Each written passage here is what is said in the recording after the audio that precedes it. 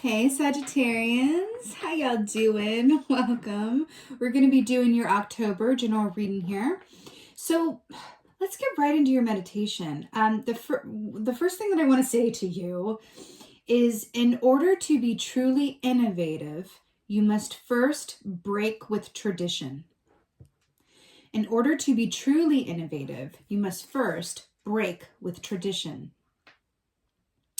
I saw an image of it's from the Lord of the Rings, but I can't remember. I think it's Fellowship, where they're on a boat going in a body of water. It's like a river, and there's these two huge sort of statues in the shape of kneeling kings. If you haven't seen it, it's all right. Just go with me down said river. But these two kneeling kings. And then I saw this character named Boromir, who is the equivalent of the prodigal son, if you haven't seen it. And he was very much about doing what his dad, asked him to. He wasn't one to break with tradition. He was very much the prodigal son who, his father loved and, never really quite would ever disobey. He just kind of that archetype, right? It's interesting. He was coming in between two of these like big king pillars, and he was going, what do you want? Asking the Sagittarius collective, that is, what do you want? And I was hearing this push and pull between, are you willing to break with your own traditions and or the traditions that you were brought up in order to innovate your life structure? It feels like there's an opportunity to break with form, to break with tradition, to do things very differently than how you have done them, to really tap into that true Sagittarius essence of the wayfinder, right? It's that. Do you want to really break free? And really, I get this image of like breaking free from these ties that have bound you, whether it's what you've done to yourself and feeling the need to stay within a certain structure or form, or your family or parents, or whatever that is, your work situation. It feels like you're really being asked by the universe, like, what is it that you want? Do you want to continue within the structure that you've been in and hold true to how you've always done things? All right. I feel like you found a way that works, and that's how you do them. The question is, are you willing to switch it up? Are you willing to change how you've usually done things? Can you open your mind to more possibilities and potentials than you are currently consciously aware of? Interesting. Let's go into the animal energy. It's a really interesting energy. It feels like it's this very like, what do you want? The ending image, by the way, of the meditation was Six of Swords. The Sagittarius collective in that little boat on the Six of Swords key. Perfect. Sailing off into, and the star on the bottom here. Hi. Sort of going off into the distance. Six of Swords traditionally is about freedom from mental tension. It's moving places, possibly across a body of water. It is transitioning from analysis paralysis or anxiety or the unknown or having more questions than answers, all of that worry, right? Into like the sound effect I would give to the Six of Swords, and that's coming up a lot in this round, which is wonderful. What I would equate the Six of Swords to is just that big exhalation. I saw that at the end of your meditation. So I feel like there's a portal or an opportunity to kind of reach that place where you're just free-minded, okay? Free spirit, free mind, full potential. So you have the earthworm here, which is so perfect for what I'm seeing. So the earthworm equates to the Page of Pentacles and the Tarot, which is brilliant because Page of Pentacles is about newness, new opportunity, being young at heart. This is like I'm hearing like, that's a young man's game. That's a young woman's game. Like, you know what I mean? It's that aspect of yourself that is thinking, is there something else? Is there something new? Is there something different? What am I really capable of? What about this new idea I'm getting? Do you think that has legs? What if I did this? It's kind of like these new, possibilities and potentials, right? That are rooted in, because it's pentacles, right? Either the work that you do, your home life in some way, your physical self, your body, your environment, whatever that is, right? But it's an idea, movement, aspirations around the, the 3D realm, right? The earthworm, not earthworm medicine, is really bad. If you think about an earthworm, right? They come out after the rain has passed. So we're thinking about Six of Swords and moving on into calmer, freer waters. And then we have the animal energy that is representative of a new cycle post-storm. So how amazing is that for you? Also, the earthworm has 5 hearts. Count them 5. 5 being the number of what? Change. Can we change it up? This is really cool, Sagittarius. I'm feeling it. I'm feeling it. All right. Let's see what's going on. Oh, that took 3 seconds. Oh, Lord, let the congregation say amen. Hello, 4 of Wands.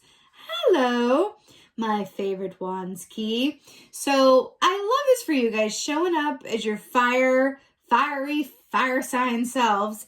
4 of Wands is so brilliant. So this is that 1111 key, signs and synchronicities and happenstance and alignment, which is really beautiful, lining up with the 6 of Swords here as well, right? Because that's a freedom to go down this path that is just, free from impediment, obstacles, all of that stuff, right? It's beautiful.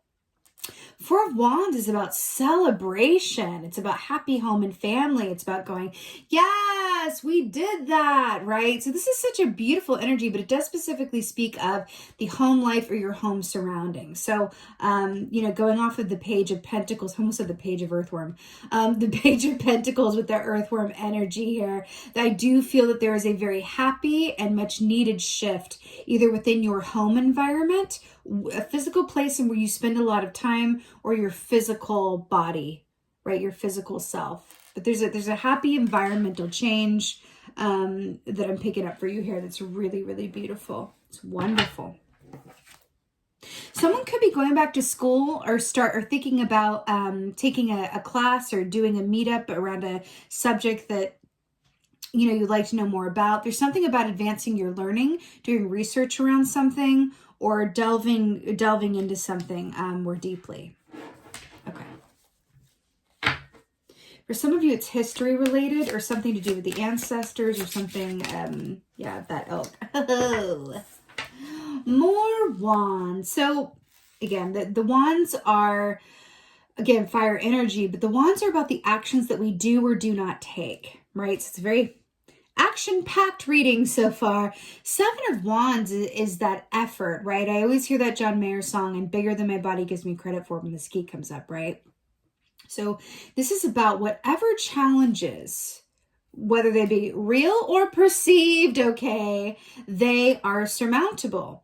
How much effort, how much faith you go into it with is going to equal your result, right? So the more that you put into it, the more that you get out of it. This is a really, really, really beautiful energy for you guys about, climbing that hill, right? That grind, that moving forwards, right? There's a very definite energy around that. Also this clock tower here and this like standing foundation, the staircase off the beach here with the river, okay? Because look, it's 2 staircases, right? So there's that aspect of the climb and steady progress, right? I do feel like there's something far-reaching about this that is saying like there's a potential here for a long-term, longer road aspect, job, activity, career, relationship, something that has far-reaching effects. It could be this thing that you're learning or schooling or a new group you've aligned with or an idea you have or whatever have you. But there's something here that is marrying together the long-term financial and staying power aspect of the Pentacles with something that really inspires and drives you with the Wands. Interesting. Most auspicious. I think when Wands and Pentacles get together, it's always a good time. No, but I don't mean that in like a, untoward way. I mean that like quite literally. Hello, Six of Pentacles. I mean that quite literally. I mean, when wands, with the actions that you take, what you're passionate about, your artistry, your passion, why you're here, what you care about, meets up with the Pentacles, which is about, financial security and everything manifesting from idea into 3D physicalized form. That's the ticket. Okay, that's the ticket. I love it. It's the ideal, actually. So you have the Six of Pentacles here. I love that we're doing your October reading, and it's my absolute favorite month of the year. I have a feeling that might be the case for y'all as well. These are so many y'all watching this. So I love that we have this little black cat coming up here. I absolutely love it. With this toad here as well. This is interesting. So traditionally speaking, Six of Pentacles is about, reciprocity, yes, equal give and take, yes, but it's also about the balance that is achievable, right, through an active partnership with yourself, right, which leads to beneficial relationships and reciprocity with others, right? Here's what I mean by that. Let's talk about allowing yourself to receive. Let's talk about how much you give versus how much you receive, right? So when that is balanced within you, when you know your worth and allow yourself to be compensated accordingly, but you are also generous with what you have, generous with your time, generous with your efforts, generous with whatever that is for you, finances, whatever that is for you. When you give, when you are generous and you also allow yourself to receive, bang on. That is like Six of Pentacles working on all 6 cylinders. And I feel like that's what's coming up here with this Six of Pentacles here with the black cat and the toad. Okay. I'm hearing to allow yourself to receive more. Okay. No judgment, but I feel like she could use some nourishment. So, that's where I'm going with this. It feels like allow yourself to receive more. Allow yourself to, be on the receiving end of all the good that you do have done and that you are worthy of. Something to that. If you disallow the good you do to come back to you, that sends a message out, energetically speaking, that you don't want to receive anything. And that could be because of self-worth issues or something, even deeper than that. But ultimately, it's time. You are being asked to look at your relationship to giving and receiving and what your worth is, and how willing you are to give and receive in equal measure. Maybe just something to think about and consider, because especially when the Page of Pentacles is coming up and we're talking about new opportunities, new chapters, breaking with tradition in order to innovate.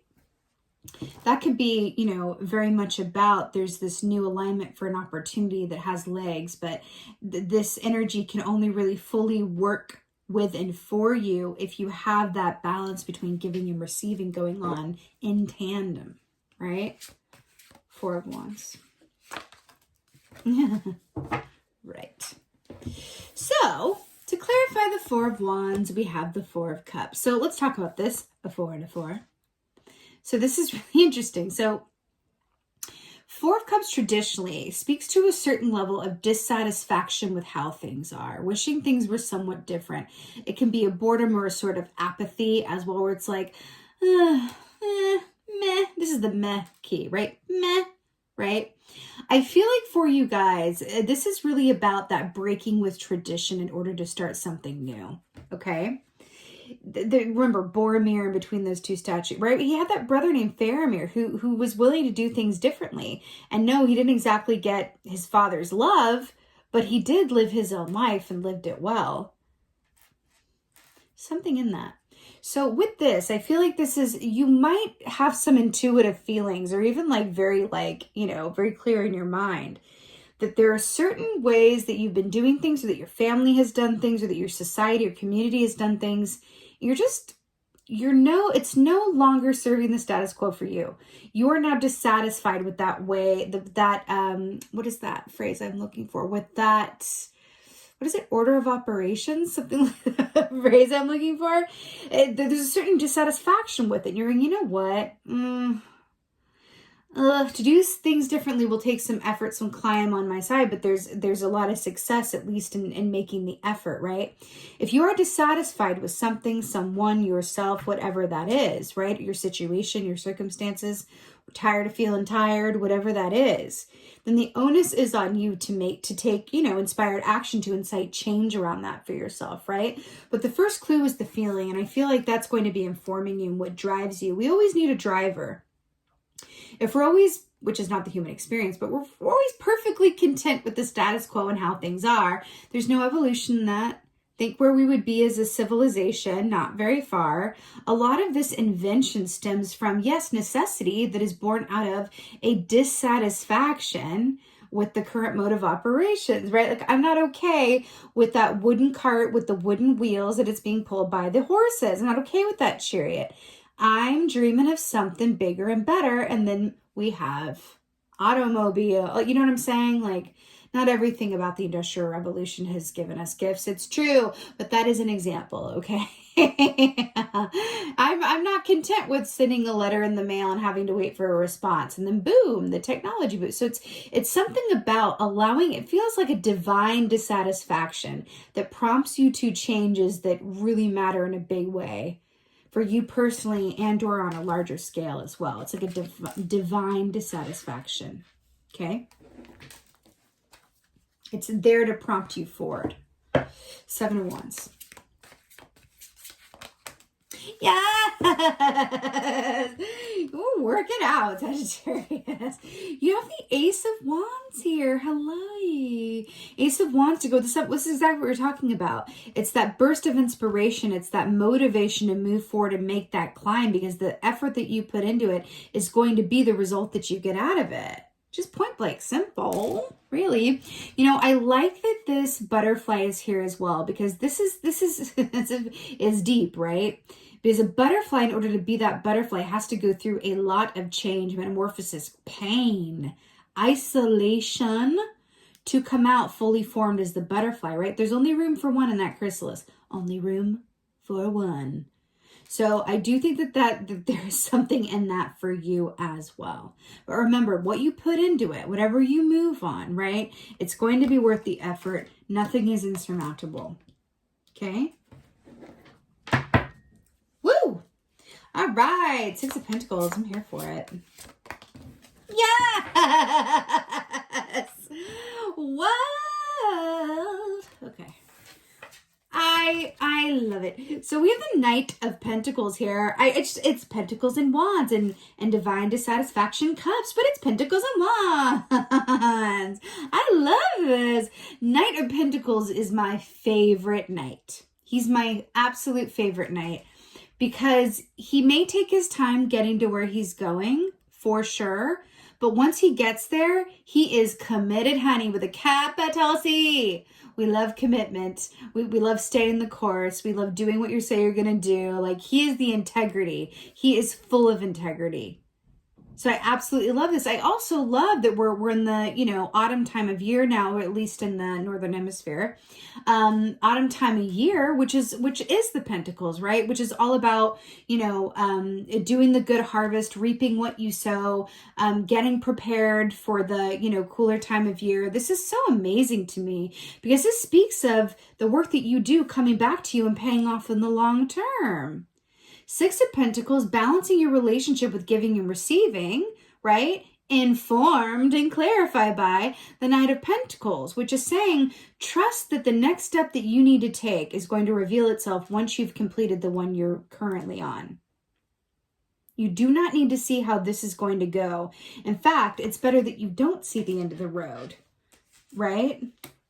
It's better to happen upon that organically so that you can't think your way out of it, talk your way out of it, whatever have you. I'm drawn to this stag here. Stag and stag. Let's talk about this Baratheon energy. Stag energy is very masculine. Yes, it's true, but it's also very feminine. For me, stag energy is equal parts masculine and feminine, which is interesting that we're talking about the 6 of Pentacles, the give and take, the balance, right? Stag is very much about trusting in the natural timing and flow of things, but at the same time, it speaks of unconditional love gentility, kindness, even a sort of a sacrificial energy as well, where it's like, I am willing to take this risk or sacrifice my own needs in order to help others, or in order to get my message out, or in order to, help this dynamic within my family. I'm willing to take on more of the load right now so that others can take on less, because I am in a position to do it and they're not. It's that kind of energy that is going to pay off and inform this energy for you for October, okay? But it's really, really beautiful, Sagittarius. It really, really is. I'm also wanted to mention about the frog energy here with frog medicine. Frog energy equates to a 10 of wands, which is about taking on a maximum amount of effort and load. And it also speaks of the benefit of detoxifying your emotions, right? I'm hearing alone time. Creative geniuses live inside their own heads a lot, or the people who have really moved our civilization forward, like a lot of that creative genius, a lot of that energy. I feel like you're being asked to really balance things within for yourself, spend some time in your own universe, right? And then kind of moving ahead on what comes from that time. But it feels really positive, and I really want to emphasize again, this earthworm aspect of the earthworms come out after the storm. So I'm like seeing a rainbow. I'm seeing this image. Again, that's what Six of Swords is, though.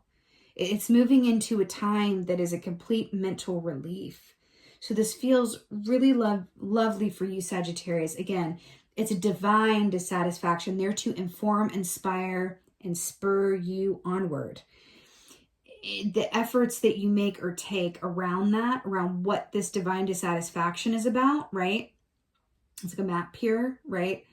It's going to be worth the effort. It's just about moving through it and trusting that you are able to surmount every challenge, obstacle, environment, opposing force, doubt within yourself, fear monsters that may come and try to, impede this process upon which you are moving or making changes, which leads you into a call to kind of balance your relationship with giving and receiving, so you can receive the full aspect of what you are worth, and at the same time be there for others with no expectation of receiving anything in return.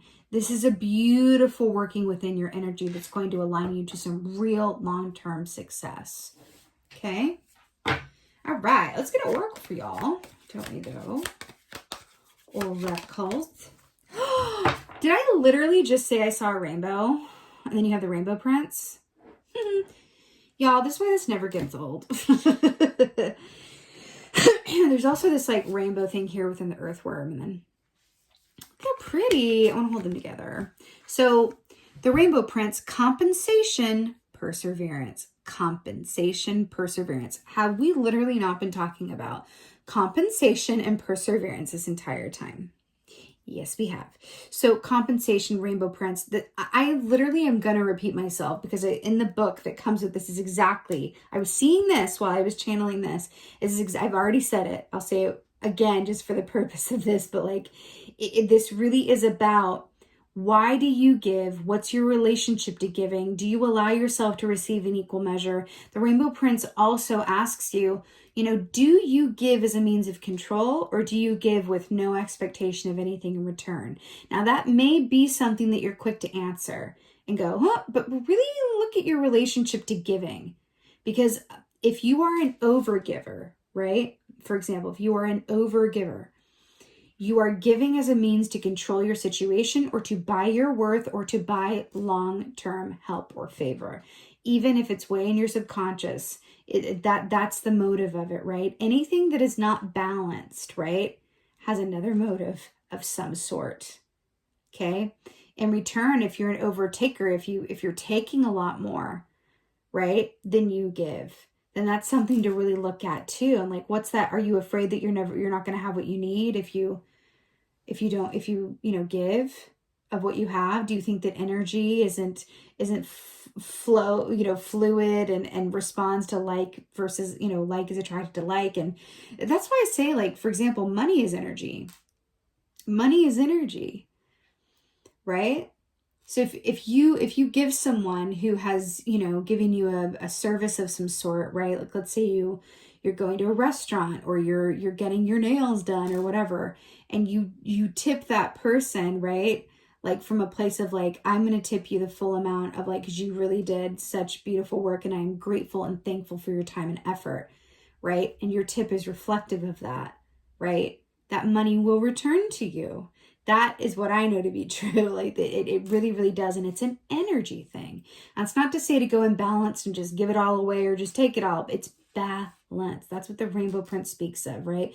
Compensation and perseverance. This is also about trusting the good that you do, the appreciation and gratitude that you show through physical means, right? Will return to you in due form. It's really, really important, okay? If you're being asked to examine your relationship to giving, specifically giving and taking, right? And trusting that, again, we have literally like other side of the rainbow, pot of gold here with the page, or with the Page of Pentacles. You have some really beautiful material manifestation coming to you, and it wants this block between giving and taking. There's something about it that wants to be removed or altered or slightly amended, right? So that this can manifest to and for you in full form, with the Six of Swords context of like obstacle free, right? Smooth waters. This is really cool, Sagittarius. You're working towards something big here. That is very clear, and I'm here for it. With that being said, I am wishing you the most blessed and happy Samhain / Halloween / October / autumn time, or what is that? Springtime. We're at the southern hemisphere. You're a different part of the season here. I guess I don't know what that would be, but I'm sending you so many blessings. I also want to say, would you please do me a huge favor, and let me know in the comments below where y'all at, what y'all been up to. This is my second reading back from my hiatus. And I love reading your comments the most. I feel like it's been a while and I would really like to hear from you. What are you looking forward to for this autumn? How is this full moon for you? And Pisces that we, just had here. What are you looking forward to? What else did you notice in this reading that's synchronistic for you? I absolutely love reading your comments. So give me a holler. And with that being said, just thank you. Thank you so very much for being here. And I just appreciate each and every one of you. And most of all, and as always, thank you for being you, and be well. Until next time.